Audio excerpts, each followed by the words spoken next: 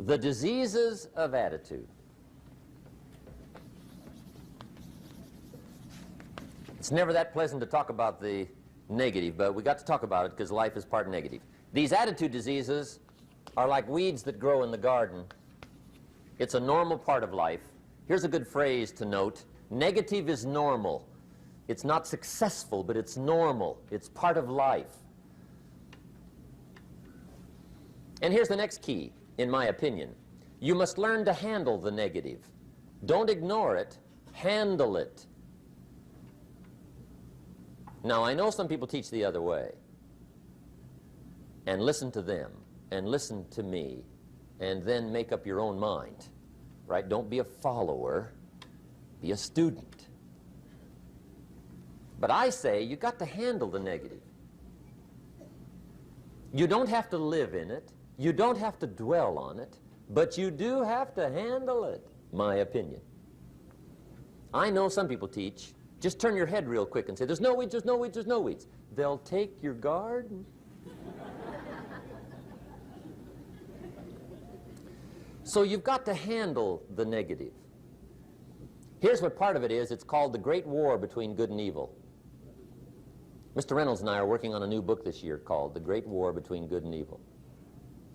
And there is a war on. The minute you were born, you got involved in the war between good and evil, between darkness and light, between negative and positive, between evil and good, between tyranny and democracy, between weeds and human activity. I mean, the war is on. If democracy sleeps, guess who never sleeps? Tyranny. In the absence of light, guess what's automatic? Darkness. If good does not arouse itself and become active, guess what moves in? Evil. It's a war. A mental war, a physical war, a financial war, between enterprise and ease, between accomplishment and failure. It's a war. That's why there's an Old Testament phrase that gives the best advice for human activity when it says, 6 days labor, 1 day rest. Now, I'm sure we've taken that to mean, don't work all 7 days, take one off. Here's what it also means, only take one off. Or you're liable to lose the war. Now, we've got it down to 5 and 2, and maybe that's not too dangerous, I don't know. If God would have thought of 5 and 2, he might have made it 5 and 2, I don't know. You can't think of everything. But here's what it does mean. Enterprise is better than ease. If you rest too long, the jungle overtakes the village. Now here's the good news about the war between good and evil. Evil is no match for good, but good must be active. Weeds are no match for human activity, but if you stand still, how far in will they come? All the way. They'll grow right up around your shoes. But if you get busy, how far back can you take them? As far as you wish. They're no match, but you must be active. That's why the 6 and 1. Make sure you're not losing the war by taking off too much. Guess what the average years are after retirement? 6. 6. Which means don't retire. Your chances are too slim. Okay. The war between good and evil, the weeds. You got to make sure you recognize the negative, handle it, deal with it, and then go on. Let's make a list of the diseases of attitude that can wreck all your chances to do well. One of the words that destroys everything is called neglect. Neglect. And I found this out. A week of neglect could cost you a year of repair. It isn't worth it. So what to be on the lookout for? Here's the list. If you were making it, you'd have the same list I've got.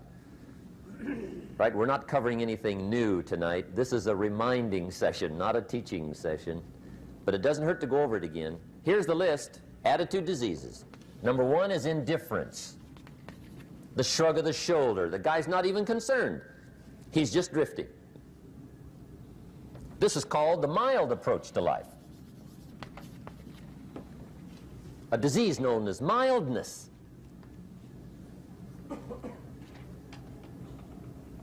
The guy says, well, I can't see getting all that worked up. Well, to be any kind of winner, you got to get worked up.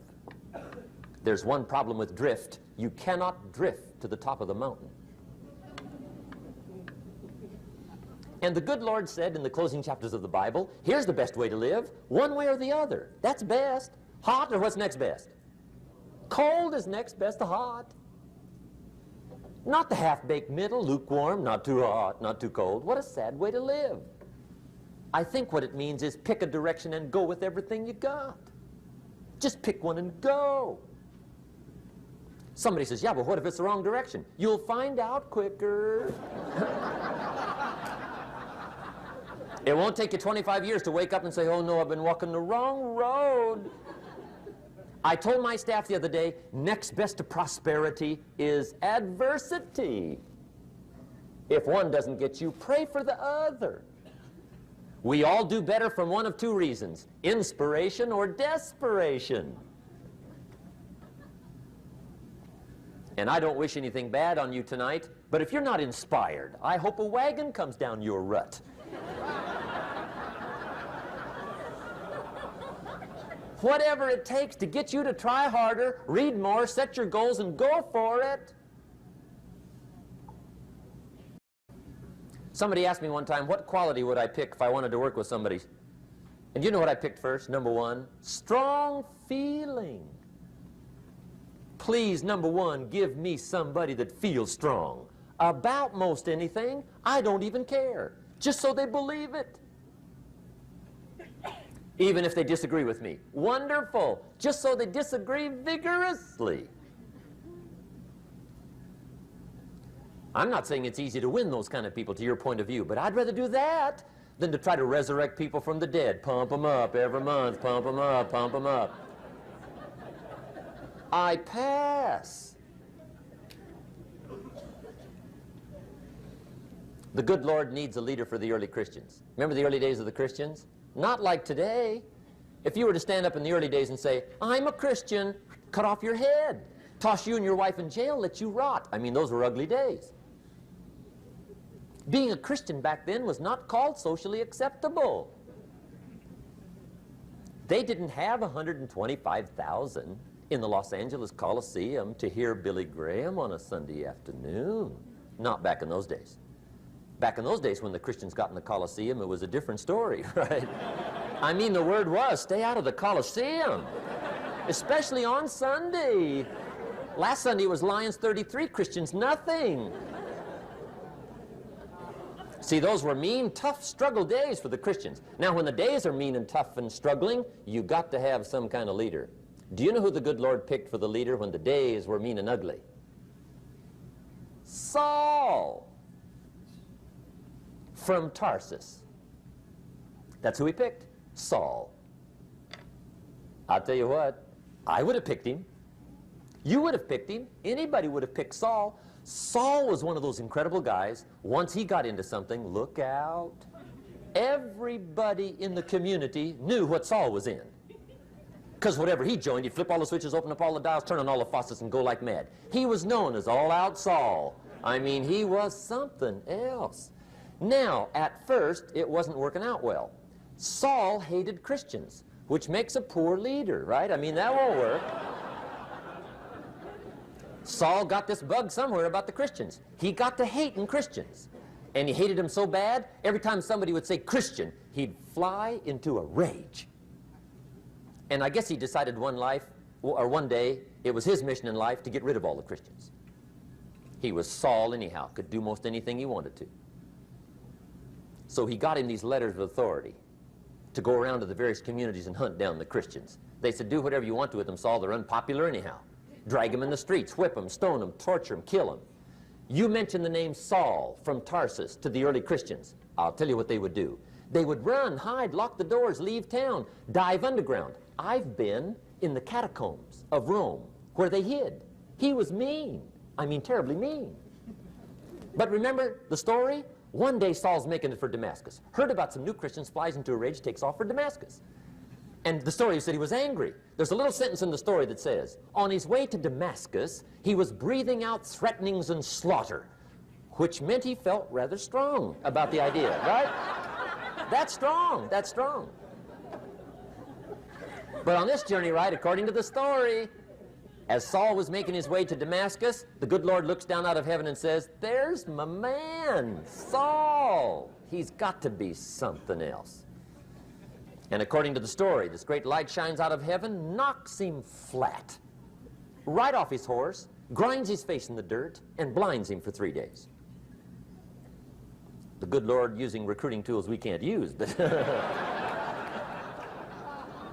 when you're Lord, right? To make a long story short, Saul from Tarsus becomes converted to Christianity. He becomes Paul, the great leader, the apostle. And without a doubt, the good Lord got him a dandy. One he didn't have to pump up every month. In one of his later writings, he said, the things I once hated, I now love. The things I once loved, I now hate. See, that's strong. Here's the key to the good life. Learn to put everything you've got into everything you do. Whatever you are doing, pour it on. It will quickly open up into opportunity or quickly disclose to you that you ought to be doing something else. The delusion is, if I had a better job, I'd really pour it on. See, that's delusion. Wherever you are, pour it on. Don't give somebody half a job for a day's pay. Pour it on. See, that'll help change your life. Get rid of this disease. Here's the next attitude disease, indecision. Mental paralysis. The guy can't make up his mind and it becomes a disease. Pretty soon he knows he's got it. The guy says, well, I know I'm on the fence. But he says, what if I get off on the wrong side? Listen, after a while it doesn't matter. Just get off. Any side will do. A life full of adventure is a life full of many decisions. The ones that turn out to be wrong give you better experience to make better decisions. So don't see how many decisions you can get out of, see how many you can get into. That's where the adventure is. So shake off this disease, indecision. The next one is doubt. Doubt's like a plague. And one of the worst is self-doubt. There are many, but that's one of the worst. The guy doubts himself. Doubts if it'll last that long for him. Doubts if he can do that well. Doubts if he can make that much. Doubts if he can accomplish all that. A chronic, excellent self-doubter. You can imagine what damage that does to your future. So here's the key. Turn this coin over and become a believer. And there's many things to believe in. One of the majors is yourself. The understanding of self-worth is the beginning of progress. Now, if those three don't get you, this one will. Worry. That's a devastating disease. Worry. Worry causes health problems, social problems, personal problems, family problems. It's devastating. Worry long enough, it'll drop you to your knees.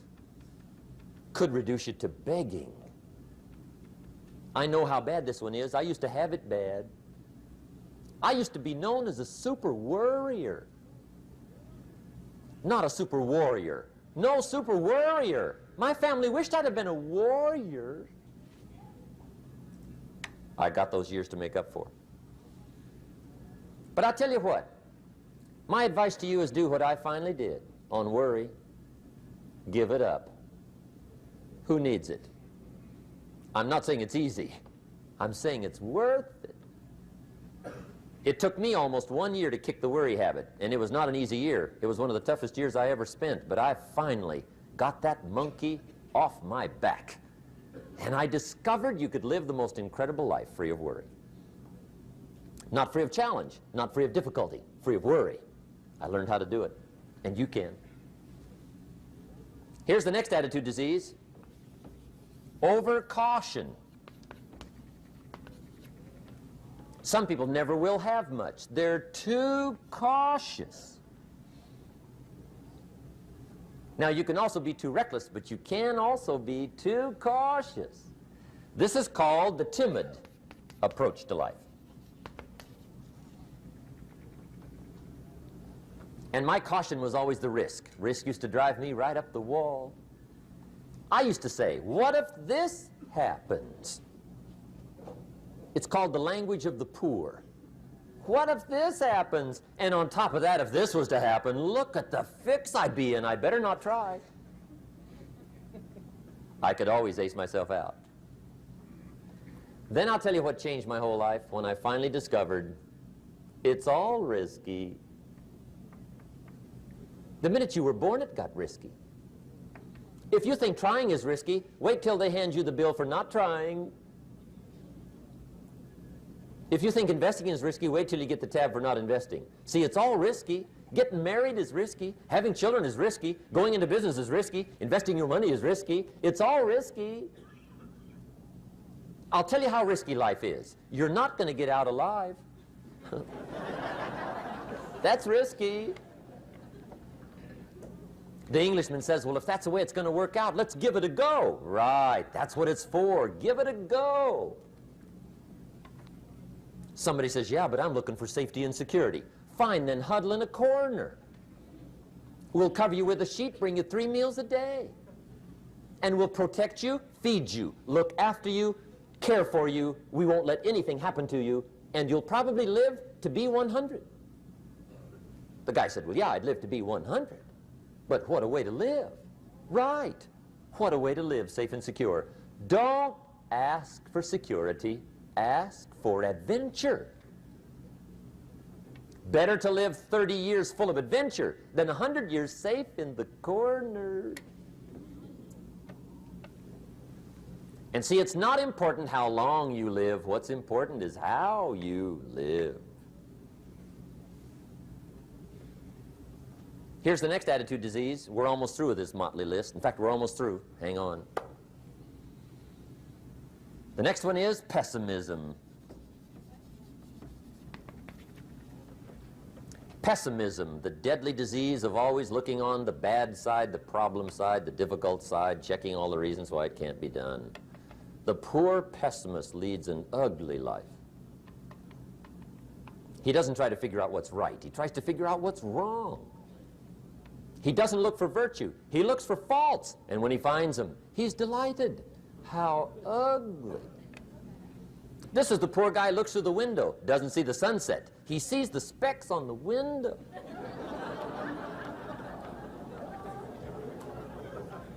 And this is the poor guy, right, who rushes up, takes such leave of his senses. This guy rushes up and he says, I've got 5 good reasons why it won't work.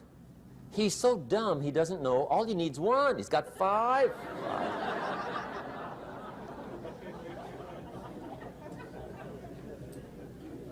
To the pessimist, the glass is always half empty. To the optimist, the glass is half full. Why would the same measure affect people 2 different ways? Answer, it all depends on how you look at it. Our lives are mostly affected by the way we think things are, not the way they are. The way we think they are affects us most. There's a subject we don't have time to get into tonight called better thinking habits. One of the major things Shove taught me when I met him, he said, poor thinking habits keeps most people poor. Not poor working habits. Most people work hard, but they don't think hard. And Shove taught me that the mind is like a factory, a mental factory. And whatever you think about all day long pours ingredients into this mental factory. And that's what builds the economic, social, financial fabric of your life. He quoted me a Bible phrase that says, as you think, so you become. How awesome. When he talked about poor thinking habits, he had me. I used to start the day reading the morning newspaper. I mean, you can believe that or not. I'd get a cup of coffee and read the paper. I'd load up on wars and riots and murders and stabbings and killings and bank robberies and muggings and car wrecks and tragedies. I'd even read the back pages. I seem to like that stuff for some weird reason. I'd load up on all that, and then I'd start the day. You can imagine the kind of days I used to have. You walk around on your financial knees. They call you economic peewee.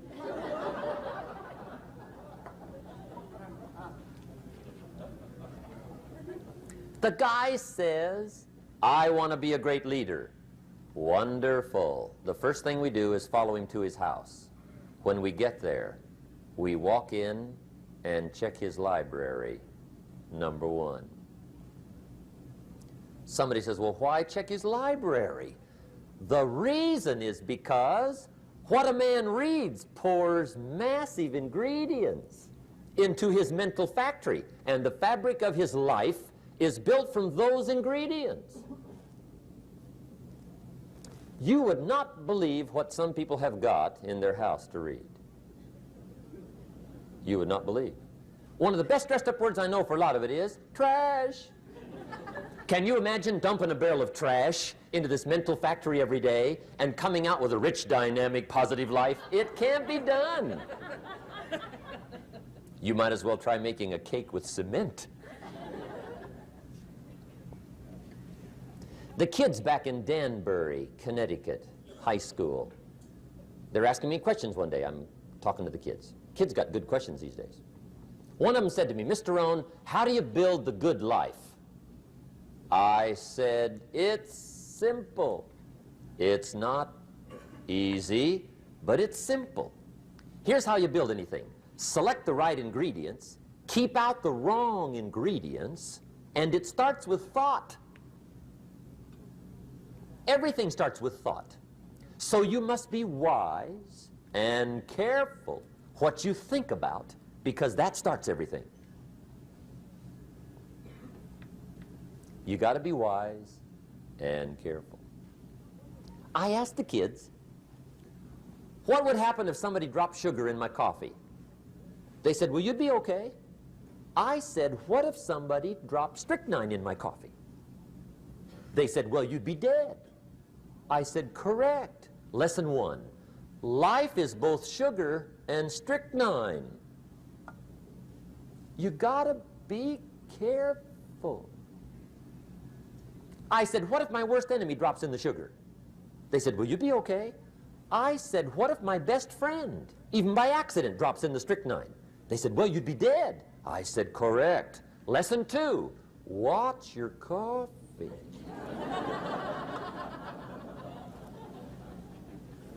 You got to be careful. See, it doesn't matter who hands you the bad stuff. It doesn't matter where you get the bad stuff. It'll still do its damage on your bank account, wherever you get it. Mr. Schoaf gave me one of the greatest phrases when I first met him when he said, Jim, every day stand guard at the door of your mind. How important. Stand guard at the door of your mind. And you decide what goes into your mental factory. Don't let anybody just dump anything they want to in your mental factory, because you've got to live with the results. Okay, here's the last disease, and we're through with this list. In fact, we're almost through. Hang on. The last subject is very brief. The last disease, but this one is deadly. Engage in this one, indulge in it even slightly, and you might as well forget the future, because it's going to forget you. Complaining, crying, whining, griping, a Bible word called murmuring. See, that'll ace your future. Spend 5 minutes complaining, and you have wasted 5. And you may have begun what's known as economic cancer of the bone. Surely they will soon haul you off into a financial desert and there let you choke on the dust of your own regret. I hope I said that well, so you won't forget. It's a deadly disease. If you don't think it's bad, ask the children of Israel of Old Testament fame. Typical of us all, their story just happened to get in the book. Story says, children of Israel were slaves. God performed a series of dazzling miracles and got them out. And now they're heading for the promised land. Remember the story? Heading for the promised land. Tragedy of the story, they never got there. Reason: from day one, they started to complain. They griped about the water. They griped about the weather. They whined and cried and griped about the food. They griped about the leadership. They whined and cried because it was too far, too cold, too hot, too difficult, too miserable. I mean, they whined and cried for years. Finally, God said, "I've had it, trip canceled." Or something like that. The story says they died in the desert, never got to the promised land. Which I think means two things. Indulge in this long enough, you get your future canceled. And I guess it also means even God himself can only take so much.